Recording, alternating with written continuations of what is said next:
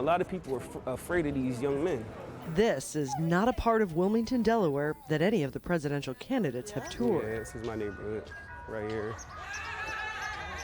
But DuBard McGriff and Coley Harris would love to show them around. I went to prison at 16 for robbery. Yeah, I went to prison for second-degree murder. Theirs is a familiar story in this part of town. I guess the crack epidemic, or whatever the case may be, the mass incarceration. When I was growing up, there wasn't a lot of good male role models out.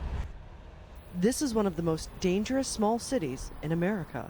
When most Americans think about Delaware, they think about corporations. That's because 65% of the top 500 companies in the U.S. are registered in Delaware.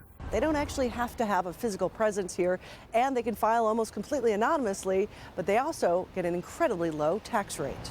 Darius Brown sits on the city council. He admits there isn't enough money to fund programs to help the people he represents here, but he doesn't think corporations should pay more in taxes. Many of the shortfalls that we may have budgetarily in programs, many of our corporate partners like a Bank of America find themselves helping us fund those programs. The income inequality is glaring here. Community activist Charles Madden says that's contributing to the plight of his neighbors, and he says the politicians know what isn't working.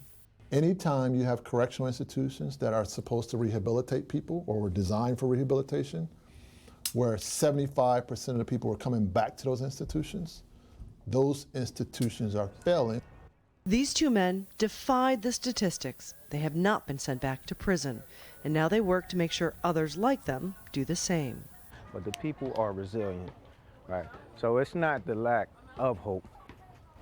It's just the lack of connecting that hope with resources. You know, Delaware, Wilmington is like one of the banking capitals of the world. And for all of the funds that come through here, through the charters and different things, the charters for the different organizations, the funds don't trickle down to the people. They say the politicians aren't likely to change that, so instead they'll focus on doing what they can to change the place they call home. What's up? Hey, what's happening, Lee Shan? Patty Culhane, Al Jazeera, Wilmington, Delaware.